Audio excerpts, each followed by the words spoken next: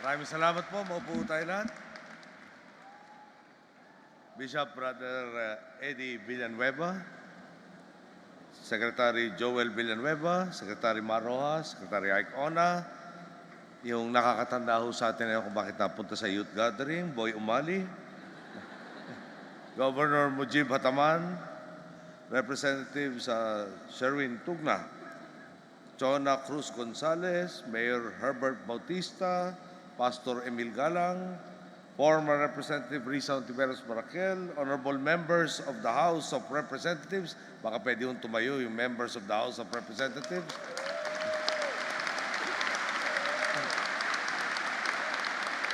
salamat po. Delegates of Youth Summit 2012, fellow workers in government, mga minamahal ko pong kababayan, magandang umaga ho sa inyo lahat.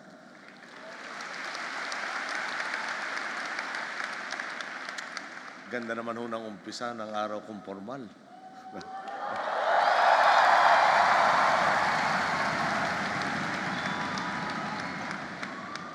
Alam nyo, sabi po nila, habang ikaw ay nagkakaedad, malaki ang posibilidad na unti-unting mabawasan ang iyong idealismo, dahang-dahang buwaba ang iyong sigasig at enerhiya.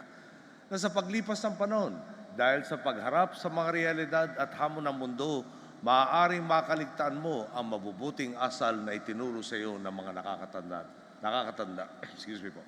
Ang sabi ko naman po, mabuti na lang at pare-pareho tayong kabataan ang nandirito at nagtitipon ngayon.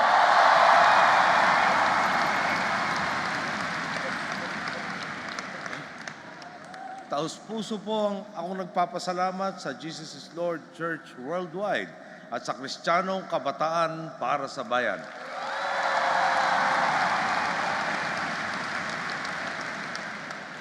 Sa panyaya ninyong makasalo ko kayo ngayong umaga, nagagalak po ako makaharap ang isang grupo ng mga kabataang Pinoy na bukod sa matibay na pundasyon sa mga aral ng Panginoon, ay taglay din ang wagas na pagmamahal sa ating inang bayan.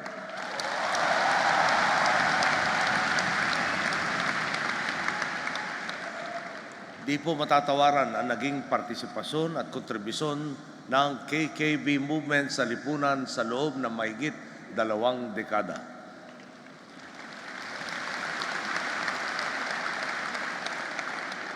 Sa pamamagitan po ng inyong school outreach ministry sa iba't ibang bahagi ng bansa, naipapalaganap ninyo ang salita ng Diyos, ang halaga ng kanyang mga aral sa kasalukuyang panahon.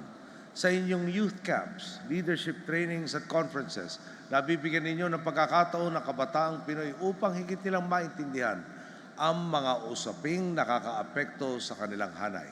Ito rin ang nagsisilbing tulay upang sila mismo ay makilahok sa paghahatid ng makabuluhang pagbabago sa kalakhang lipunan at sa mga kapwa nilang, maliho pala ito, kapwa nating kabataan.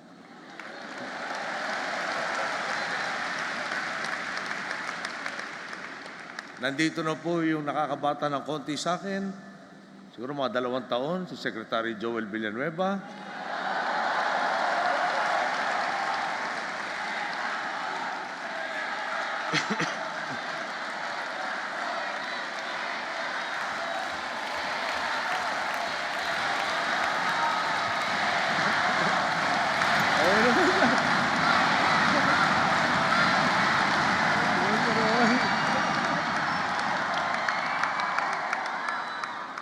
Balita ko pala ay tubong KKB rin. Bilang inyong chairman, sa KKB niya ipinunla ang kanyang pagmamalasakit sa bayan. Dito niya diniligan ang kanyang kakayahan bilang pinuno. Ngayon po, napipitas na natin ang bunga ng kanyang pagsusumikap bilang Director General ng ating Technical Education and Skills Development Authority o TESDA. Isa pong miyembro ng inyong grupo ang nagbibigay lakas sa kabataang Pilipino sa dekalidad na edukasyon tungo sa dekalidad na hanap buhay o trabaho. Alam po nyo, noong isang araw po, nire-review namin ang mga programa ng gobyerno at naibanggit at naimungkahing dagdagan pa ulit ang pondo ng TESDA.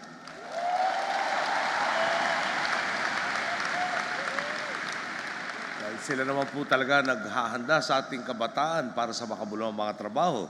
Ang sinabi ko lang po baka naman hindi na kayang i-absorb ng TESDA dahil marami na tayo na ipunla dyan. Ang sagot po ng inyong masipag na Director General na commit na raw po at naubos na yung unang mga pondo, pwede na raw pong dagdagan. Buti na lang matuwid ang landas natin, meron pa tayo idadagdag dyan.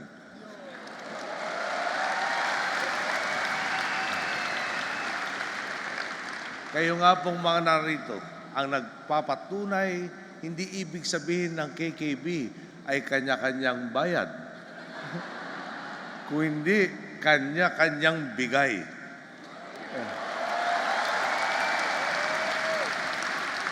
Kanya-kanyang pagbibigay ng sarili sa kapwa, kanya-kanyang pagbubukas palad.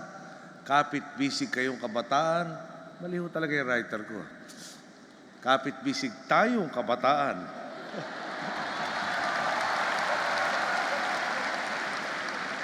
Yung sa akin po, hindi pa naman second childhood. Sa pananampalataya at sa paghahatid ng liwanag ng pagbabago sa ating pong bansa. Sadyang hindi may kakaila ang taglay na lakas ng pananampalataya. Dito nakaangkla ang ating mga paniniwala, ang ating paninindigan, kaugalian at mga gawa. Dito nakasandig ang pagtingin natin sa mali at tama. Nakikita naman nating lahat. Kapag ginagamit sa tama ang pananampalataya, kapag itinatawid sa tuwid na daan ang paninindigan, walang hanggan ang maaari nating mapagtagumpayan.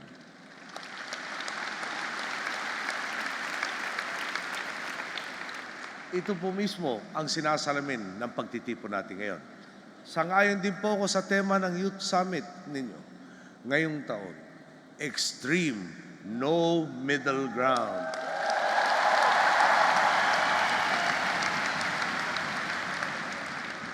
Hindi na po pwede sa inyo ang pwede na.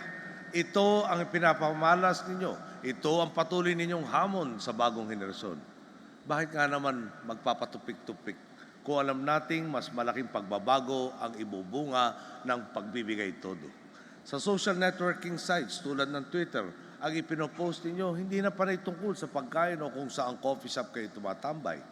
Ipinapahayag ninyo rito ang inyong mga pananaw at sentimento sa mga napapanahong issue. Sana rin sa mga susunod na panahon, hindi na matigil sa pag-like ang inyong pakikilahok sa mga advokasiyang sinusuporta ninyo sa Facebook. Sana po ay matambalan nawa ninyo ito ng konkretong pagkilos. Iba na po talaga ang panahon ngayon.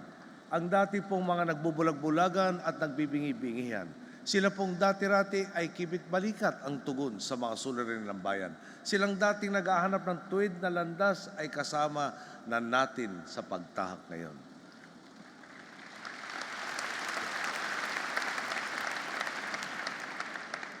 Makikita po natin ito mula sa mga simpleng gawa hanggang sa mga naglalakihang programa o inisyatiba.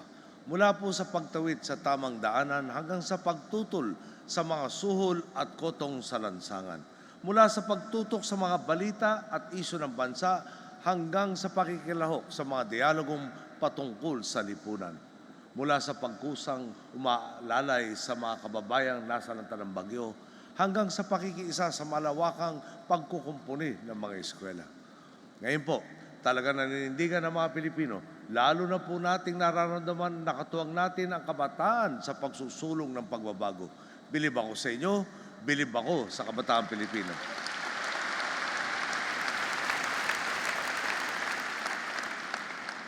Total naman po, mas energetic kayo kaysa kay Secretary Monpahe. Ito naman po ang hamon ko sa inyo.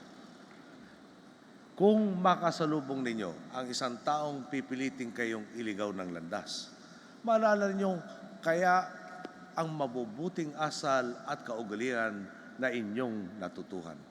Kung malagay kayo sa alanganing sitwasyon, mapanghahawakan kaya ninyo ang inyong pananampalataya at inyong pagmamahal sa bayan.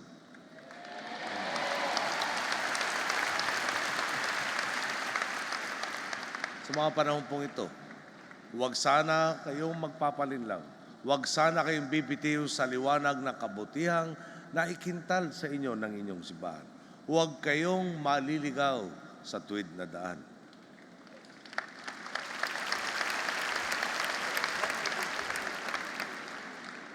Kayo po mga mas bata sa akin, ang isa sa mga nagbibigay lakas at inspirasyon sa pamahalaan upang lalo pa magsumikap sa pagsisilbi sa aming mga tunay na boss, ang taong bayan.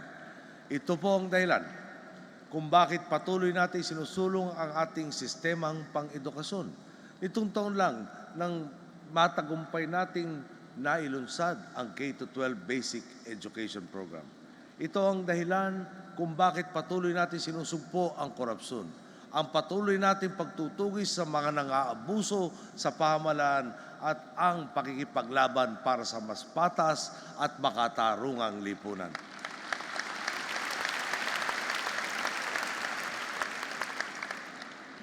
Ito po ang dahilan kung bakit patuloy nating inaahon ang ating mga kababayan sa kahirapan.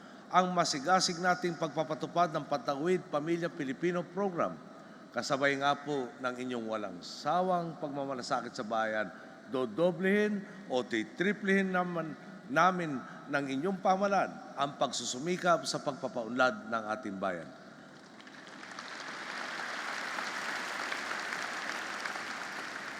Parang ayoko na umalis dito.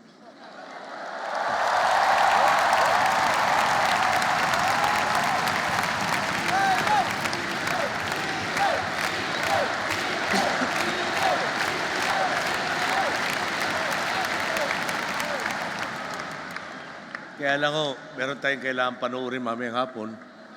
Baka pag-absent tayo, may mangyaring milagro doon. At hindi ho mangyayari yun. At hindi ho milagro kung mangyari yung kabaliktaran. Delubyo po yan. Pero sa dasal po nyo, talaga namang ayos na ayos tayo.